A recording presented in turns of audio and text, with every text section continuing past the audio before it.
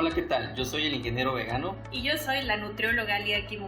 y esto es Corazón Vegano, Un podcast que está hecho desde nuestro corazón. hasta tu corazón. Hola, ¿qué tal, querida tribu? ¿Cómo están? Yo soy el ingeniero vegano y esto es Corazón Vegano. Y hoy estoy muy contento, un día más. Muy contento pues porque continuamos con la serie de episodios del resumen del libro de ¿Por qué amamos a los perros, nos comemos a los cerdos y nos vestimos con las vacas? O una introducción al carnismo de Melanie Joy.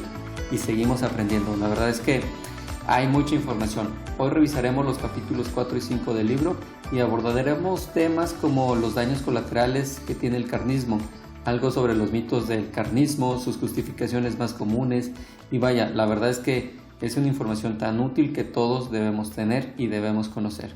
Pues les invito a que se queden y me acompañen al resumen que tengo preparado para ustedes. Sin más, iniciamos. Bueno, antes de iniciar formalmente les quiero decir que si llegaste a este podcast y este es tu primer episodio que escuchas en relación a este tema, te quiero decir que es el tercer episodio de la serie del resumen que estamos realizando, así que te recomiendo que le pongas pausa y revises la secuencia de los episodios previos para que puedas continuar el hilo del resumen, ¿ok? Bueno, ahora sí, arrancamos. El capítulo 4 se llama Daños colaterales, las otras víctimas del carnismo. Y trae una frase que dice: los hechos no dejan de existir porque dejemos de pensar en ellos. Aquí Melanie nos menciona que los trabajadores de las plantas de despiece de carne pasan prácticamente todas sus horas de vigilia en fábricas atestadas con suelos cubiertos de sangre y grasa.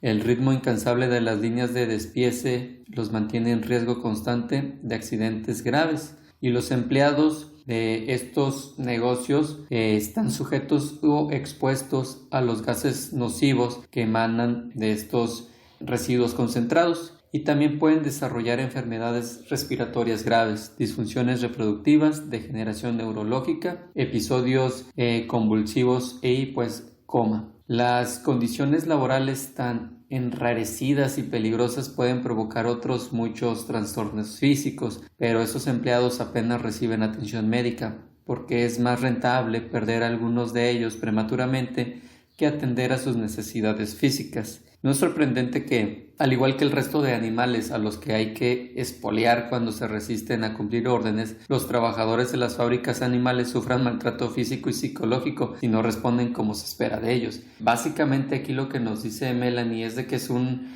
círculo vicioso. La gente que está trabajando en estos sectores donde se explotan a los animales también están siendo explotados ellos mismos. Como parte de esta extensa cadena de explotación, también son víctimas, por si le queremos llamar así. Las personas que viven cerca de estas fábricas también se ven intoxicadas debido a los sulfitos y los nitratos que se emanan de estas fábricas. Estas toxinas contaminan al aire y el agua potable, pueden provocar asma e irritación ocular crónicas, bronquitis, diarrea, cefaleas severas, náuseas, abortos espontáneos, malformaciones fetales, muerte súbita del bebé y brotes de enfermedades víricas y bacterianas. Es parte de lo mismo. Mucho de lo que hemos estado mencionando, todo esto es un mal que aqueja a las personas que están trabajando y a las personas que viven cerca. Y bueno, y los consumidores de carne, que son unos 300 millones en Estados Unidos, ingieren sin saberlo una gran variedad de contaminantes. La carne que comemos suele estar aderezada con hormonas sintéticas, algunas de las cuales se han vinculado al desarrollo de varios tipos de cáncer y se han prohibido para el consumo humano y animal en la Unión Europea. Dosis masivas de antibióticos, pesticidas, herbicidas y fungicidas tóxicos y carcinógenos conocidos, cepas potencialmente mortales de bacterias y de virus, petróleo, cadáveres de ratas envenenadas, tierra, pelo y heces. Eso es todo lo que se mezcla, todo lo que está sujeto a tener el producto final. En este capítulo trae a colación capítulos de los libros Fast Food Nation de Eric Scholar y el clásico libro de la jungla de Upton Sinclair. en su famosa obra en la cual denuncia la industria cárnica desde 1906. Realmente muy interesantes ambos. Estos libros clásicos también haremos un resumen. Vaya que La Jungla estamos hablando de un libro de más de 500 páginas, pero también sería interesante hablar de él en un futuro. Y bueno, Melanie pone en manifiesto que anteriormente las inspecciones a las fábricas de carne eran llevadas por inspecciones federales, pero desde 1980 los principales responsables de estas inspecciones detalladas son los empleados, que se ha demostrado carecen de la información y de la experiencia necesaria para identificar muchos de los signos de contaminación y de enfermedad, y que con frecuencia no hablan ni siquiera inglés. Estamos hablando que es gente que está contratada, gente migrante, y que pues no está preparada para tener una inspección o una auditoría de este tipo. Y pues bueno, desde que se aprobara la nueva legislación, estudios llevados a cabo en varias plantas revelaron que los inspectores corporativos no sabían que las piezas de carne que usaban como muestra deben destruirse, y tampoco sabían reconocer los signos del sarampión. Esto pues llevaba a un gran riesgo porque no tenían un protocolo completo o no sabían de él. Otro de los puntos que también las investigaciones concluyeron es que los inspectores corporativos no sabían reconocer infecciones, a no ser que los abscesos pues ya resaltaran mucho. En conclusión, las investigaciones a negocios minoristas de carne han detectado materia fecal entre el 85 al 92% de los casos. Es un número altísimo. O sea, esto no es nada raro, puesto lo que menciona Melanie es que los cadáveres se consideran aceptables para el consumo humano, aunque contengan coágulos de sangre, manchas, tejido cicatrical, de úlceras, manchas hepáticas o hemorrágicas. Y bien, es un tema muy extenso que llama a muchos ejemplos que ocurrieron pues en la vida real. No los vamos a mencionar, pero básicamente dice que esto se replica por todo el mundo y que prácticamente la comida que está en los refrigeradores de los supermercados, lo que tienen en venta, muy seguramente entre un 85 y 92% tienen problema de carne que tiene contaminación de otro tipo que no tenga que ver con el efecto natural de carne. Bueno, en el subcapítulo siguiente se llama El animal de matadero humano, y en este menciona que en Estados Unidos muchos de los trabajadores de las plantas de despiece de carne son inmigrantes, ya lo mencionábamos, procedentes de Latinoamérica y de Asia, que reciben muy poca formación, si es que reciben alguna. Schlosser entrevistó a un matarife, un trabajador de matadero, es lo que es un matarife, que le explicó que nadie me enseñó nada, no te enseñan ni a usar el cuchillo, es como lo hacen los que están a tu lado y tú haces lo mismo. Además de carecer de información, estos empleados suelen encontrarse con condiciones laborales de explotación peligrosas, antihigiénicas y violentas. Pasan horas y horas en un entorno saturado de muerte y muy estresante, y lo sufren. Ahora imaginen lo que debe de ser matar a más de 100 pollos por minuto, hasta un total de decenas de miles al día. O sea, es un trauma muy grande que estas personas están teniendo día con día también. Recordemos que como en toda fábrica debe haber producción. Si no hay producción, no hay utilidades. Por lo tanto, la regla de oro que tiene es la siguiente: la cadena no para. Nada puede entorpecer la producción, ni fallos mecánicos, ni averías, ni accidentes, nada.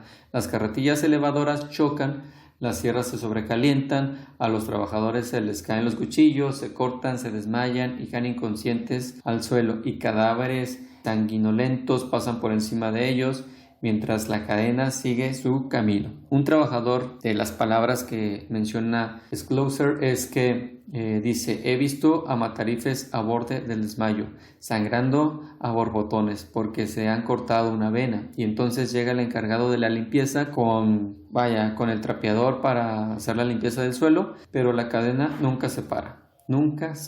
Qué fuerte. He trabajado por más de 10 años en mi caso personal en la industria, y pensar que, a mí siempre me han dicho que primero es la salud, número 1, el segundo es la calidad y lo tercero es la productividad. Vaya, la verdad es que cambia y es contrastante todo esto, esta industria de asesinato. Uno de los testimonios es que dice que la mayoría de los matarifes o aturdidores han sido arrestados por agresión. Muchos tienen problemas con el alcohol, tienen que beber, no tienen otra manera de afrontar el tener que matar animales vivos, pues, que quieren vivir durante todo el día. Muchos de ellos beben y se drogan para olvidar. Algunos acaban maltratando a sus parejas porque son incapaces de gestionar esas emociones.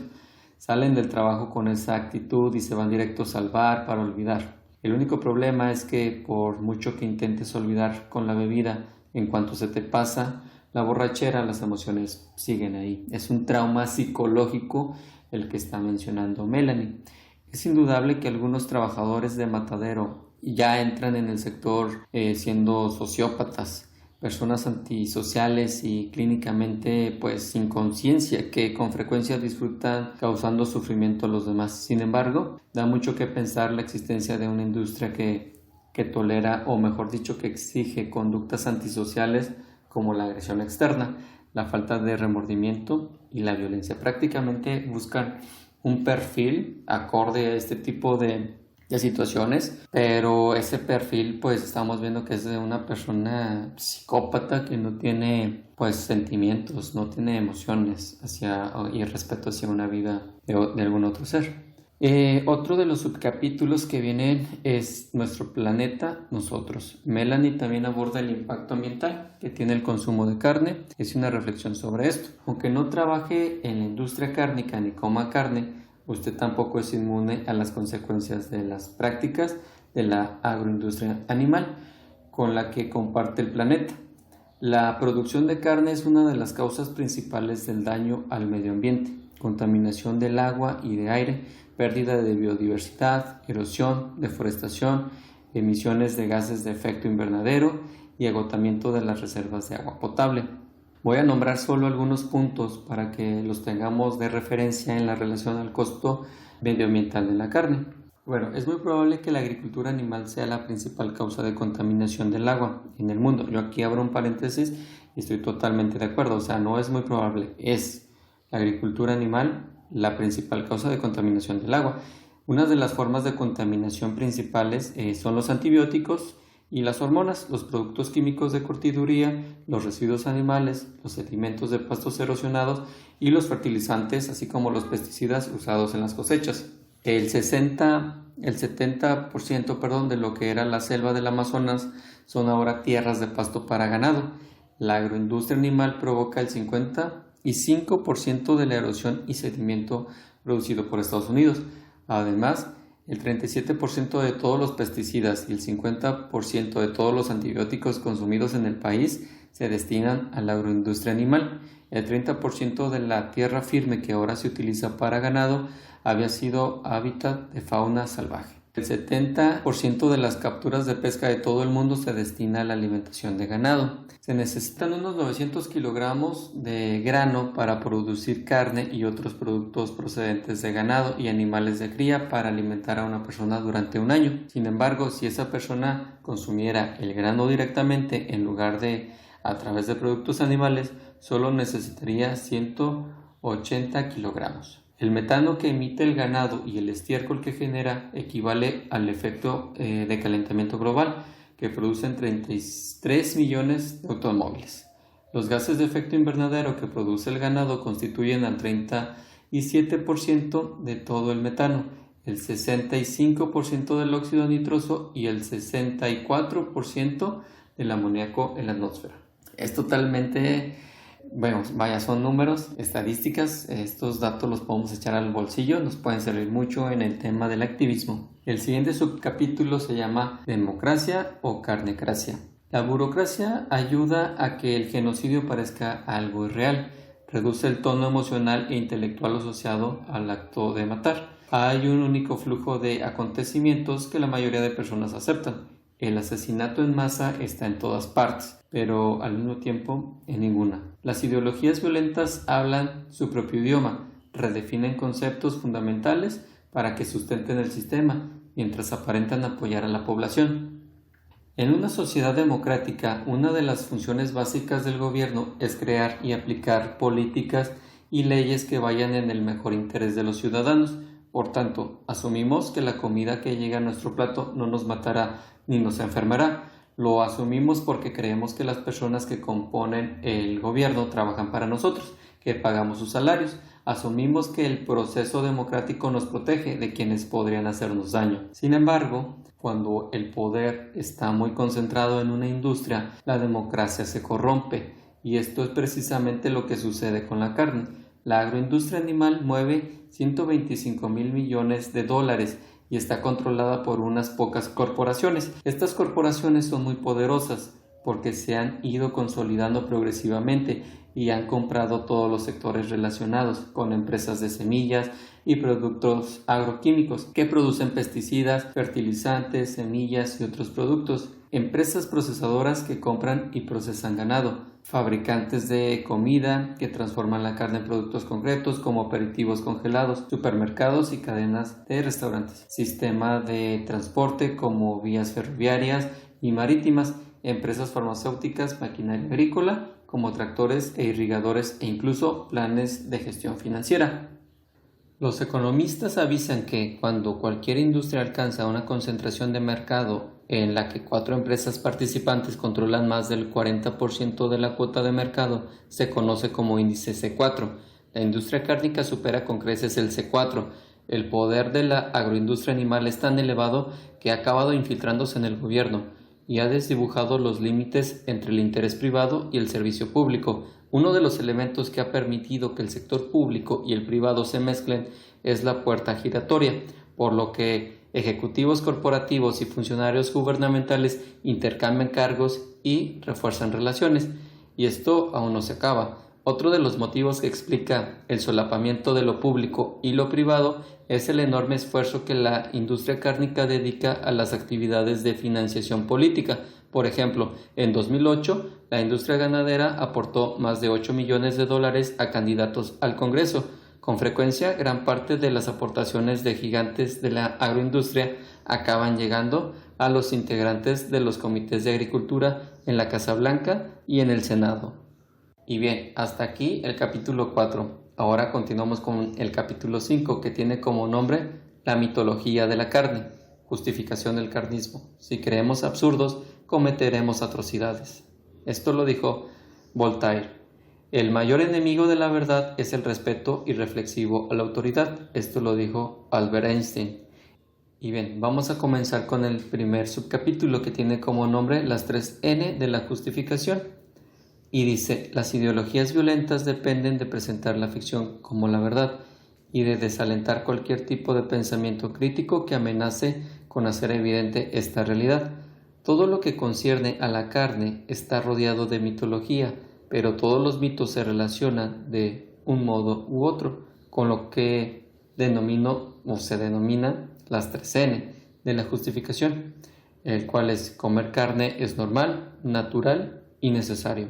Las 3 N se han invocado para justificar todo tipo de sistemas de explotación, desde la esclavitud al holocausto nazi. Cuando la ideología está en auge, estos mitos apenas se cuestionan. Sin embargo, cuando al fin se derrumba el sistema, se reconoce lo absurdo que son las 3 N. Pensemos, por ejemplo, en las justificaciones a las que se apelaba para negar el derecho al voto a las mujeres en Estados Unidos. El voto exclusivamente masculino fue diseñado por los padres de la patria, entre comillas. Si las mujeres votaran, se causaría un daño irreparable al Estado, es lo que pensarían, y la catástrofe y la ruina acabarían con el país. Así que las 3 N están tan integradas en nuestra conciencia social que guían nuestras acciones sin necesidad de pensar en ellas. Ellas piensan por nosotros. Las tenemos tan integradas que acostumbramos a vivir según sus dictados, como si fueran verdades universales, en lugar de opiniones generalizadas. Es como conducir un coche. Una vez que aprendes a hacerlo, ya no es necesario pensar en cada acción. Lo hacemos en automático. Y otro de los puntos, ¿quién crea los mitos? Los creadores de mitos se encuentran en todos los estamentos sociales y se aseguran de que vayamos a donde vayamos, la información que encontremos refuerce las 3 N. Los creadores de mitos son las instituciones que constituyen los pilares del sistema y las personas que las representan. Cuando un sistema está bien arraigado, todas las instituciones importantes de la sociedad lo apoyan, desde la medicina hasta la educación. Melanie nos dice que lo más probable es que ni los médicos ni los maestros nos hayan incitado jamás a preguntarnos si realmente es normal, natural y necesario comer carne, y tampoco nuestros padres, el cura de la parroquia ni nuestros gobernantes electos. Y ella nos hace una pregunta: ¿acaso hay alguien que pueda influenciarnos mejor que las instituciones y los profesionales en los que hemos aprendido a confiar? ¿Quién mejor para convencernos que las personas que ostentan cargos de autoridad? Efectivamente, los profesionales desempeñan una función crucial en el mantenimiento de las ideologías violentas. Uno de los métodos es el modelado de los dogmas de la ideología. En el caso del carnismo, los profesionales modelan actitudes y prácticas hacia los animales mediante sus políticas y sus recomendaciones. La postura moderada y racional de los profesionales hace que quienes se oponen al sistema parezcan extremistas y racionales. Por comparación, un ejemplo habitual de moderados racionales es el de los veterinarios, que se oponen a prácticas concretas de la agroindustria animal, pero que siguen comiendo carne con regularidad. Otro modo en el que los profesionales contribuyen a consolidar las ideologías violentas es tildando las conductas de quienes no las consideran patológicas o las frustran. Por ejemplo, un psicólogo que asume que la negativa de una chica joven a comer carne es síntoma de un trastorno de la alimentación, o un médico que advierte de los peligros de las dietas sin carne a pesar de las múltiples pruebas que demuestran lo contrario. Muchos de los creadores de mitos son perfectamente conscientes de las historias que inventan. Otro grupo de creadores de mitos, las agroindustrias animales y sus ejecutivos, fomentan activamente los mitos de la carne, influyendo sobre las instituciones y los profesionales, que a su vez actúan sobre la política y la opinión pública. Es decir, van generando estos mitos, esta especie de paradigma, la van haciendo que vaya creciendo. Y bueno, aunque los creadores de mitos distorsionan la verdad, su función principal no es la de crear mitos, sino la de asegurarse de la continuidad de los ya existentes. Por lo tanto, funcionan en gran medida como emisarios de los mitos. Muchos de nuestros mitos sobre la carne son heredados y se transmiten de generación en generación. Es así como los creadores de mitos perpetúan los mitos de la carne. Los modifican a medida que es necesario para que encajen con las corrientes del momento. Ahora entendemos por qué no solemos cuestionar a la autoridad. Hay un experimento muy famoso que se llama el experimento de Milgram, el cual no lo abordaré en esta ocasión, pero está muy interesante. Búsquenlo y luego me comentan qué les parece. Es en torno a lo que hemos estado hablando sobre cuestionar a la autoridad. Y el siguiente punto, subcapítulo, se llama el sello oficial de aprobación y legitimación. El objetivo práctico de los mitos es legitimar el sistema. Cuando una ideología es legitimada, todas las instituciones sociales aprueban su doctrina y las 3N se diseminan por todos los canales sociales. Actuar según la ideología es legítimo y se considera razonable y ético. Por tanto, los principios de ideologías competidoras se consideran ilegítimos. Es por eso que, por ejemplo, los vegetarianos no pueden denunciar a los propietarios de agroindustrias por el asesinato de animales. Todas las instituciones contribuyen a la legitimación de la ideología, pero hay dos que desempeñan una función crucial, la cual es el sistema legal y la otra, los medios de comunicación. Bueno, ¿cómo funciona esto? Todos los animales son propiedad jurídica y, con alguna excepción, los propietarios humanos tienen derecho a hacer lo que se les antoje con su propiedad. Por tanto, los animales se compran y se venden, se comen y se convierten en ropa, y sus cuerpos se utilizan en tal variedad de productos que es virtualmente imposible no adaptarse al sistema. Los medios de comunicación, nuestra principal fuente de información, refuerzan el carnismo y actúa como un canal directo entre la ideología y el consumidor. Cuando se trata del carnismo, los medios de comunicación no cuestionan el sistema y apoyan las defensas carnistas, mantienen la invisibilidad del sistema y refuerzan las justificaciones del consumo de carne. Uno de los mecanismos con los que los medios de comunicación mantienen la invisibilidad del carnismo es la omisión. Los 10.000 millones de animales que cada año mueren por ser convertidos en carne, así como las virulentas consecuencias de las prácticas de la agricultura animal contemporáneas, brillan por su ausencia en cualquier discurso público. Bueno, aquí viene una pregunta, dice: ¿cuántas veces hemos visto un medio de comunicación denunciar o difundir el tratamiento o más bien no de tratamiento, sino la explotación de estos animales y estas prácticas corruptas de la industria carnista? Pues yo creo que nunca. Y ahora dice, comparémoslo con la cobertura que tienen otras noticias como la fluctuación de los precios del combustible o algo que tenga que ver con la moda. Bueno, la mayoría de nosotros nos indignamos más por el precio de la gasolina que por el hecho de que miles de millones de animales y miles de millones de personas y el ecosistema al completo sean sistemáticamente explotados por una industria que se beneficia de toda esa violencia. Y la mayoría de nosotros sabemos más sobre los vestidos que las estrellas han llevado a los Oscar que sobre los animales que nos comemos. Así de incongruente es este sistema. Los medios de comunicación también mantienen la invisibilidad del sistema mediante la prohibición e impiden sistemáticamente que la información anticarnista llegue a los consumidores. Los medios de comunicación nos traen el carnismo a la puerta y nos informan no solo de cómo son las cosas, sino también de cómo deben ser y tienen que ser. En otras palabras, los medios de comunicación nos traen a casa las 3N. Querida tribu, la verdad es que esta información se me hace muy trascendental, muy fundamental para nuestros conocimientos y el determinar cuando se están aplicando las 3N, que decíamos la parte de que se normalizan las cosas, que se dice que son naturales y que se dice que son necesarias. Creo que nos está dejando una gran información y cómo los sistemas creados trabajan en conjunto para ocultarse y para protegerse entre sí, para enseñarnos solamente lo que quieren que veamos, para darle valor a ciertas cosas y desvalorizar otras. Es totalmente un complot que están jugando en contra de nosotros.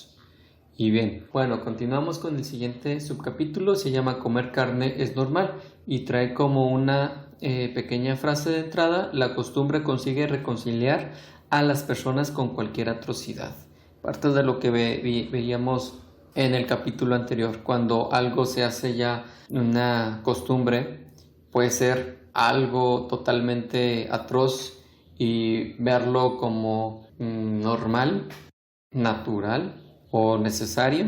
En nuestro sistema de creencias se infunden esas 3N. Como nos mencionaba el capítulo anterior, nos las traen hasta nuestra casa y lo peor es que nosotros pues compramos esas verdades. Bueno, vamos a continuar. Cuando consideramos normales los principios de una ideología, significa que la ideología se ha normalizado y que sus principios se han convertido en normas sociales. Las normas sociales no son meramente descriptivas, describen lo que la mayoría de la gente, sino también prescriptivas, es decir, dictan cómo debemos comportarnos. Las normas son un constructo social. Son creadas y mantenidas por las personas y sirven para que nos portemos bien y el sistema siga intacto. Las normas nos mantienen a raya porque nos presentan el camino que debemos seguir y nos enseñan cómo debemos ser para encajar con los demás. El camino de la norma es el de la mínima resistencia. Es la ruta que tomamos cuando conectamos el piloto automático y ni siquiera nos damos cuenta de que estamos siguiendo una línea de acción que no hemos escogido conscientemente. La mayoría de las personas que comen carne no tienen la menor idea de que actúan en consonancia con los principios de un sistema que ha definido muchos de sus valores, preferencias y conductas. Lo que denominan elecciones libres son en realidad el resultado de un conjunto de opiniones muy limitado que otros han escogido por ellos. Por ejemplo, no nos damos cuenta de que se ha enseñado a valorar la vida humana tan por encima de otras formas de vida no humanas, que les parece correcto que su preferencia de paladar sea más importante que la preferencia por la supervivencia de la otra especie. Y bueno, las normas se reflejan en la conducta cotidiana, además en las costumbres y en las tradiciones. Cuando una conducta se convierte en costumbre o en tradición, su longevidad y su importancia a la hora de mantener el sistema reducen la probabilidad de que alguien la cuestione y hacen que sea más fácil de justificar. Por ejemplo, para muchas personas el Día de Acción de Gracias no sería el Día de Acción de Gracias si no hubiera un pavo en la mesa. Los alimentos festivos tradicionales casi nunca se cuestionan. eso es muy cierto. Simplemente ya está establecida la costumbre, la tradición, y bueno, pues por tal motivo toda la gente lo ve como un hecho normal y se hace una especie de tradición. Ok, el siguiente subcapítulo se llama Comer carne es natural y dice: la mayoría de nosotros creemos que comer carne es natural porque el ser humano caza y consume animales desde hace miles de años. Y ciertamente la carne ha formado parte de nuestra dieta omnívora durante al menos 2 millones de años, aunque durante la mayor parte de este tiempo nuestra dieta siguió siendo fundamentalmente vegetariana. No obstante, para ser justos, debemos reconocer que el infanticidio, el asesinato, la violación y el canibalismo son como mínimo tan antiguos como el consumo de carne, y por tanto podríamos argumentar que también son naturales. Sin embargo, no apelamos a la historia de estas conductas para justificarlas, tal como sucede con otros actos de violencia. Cuando se trata de comer carne, debemos diferenciar entre lo natural y lo justificable. Ahora, la creencia en la superioridad biológica de ciertos grupos se ha usado durante siglos para justificar la violencia. Los africanos estaban destinados por naturaleza a la esclavitud.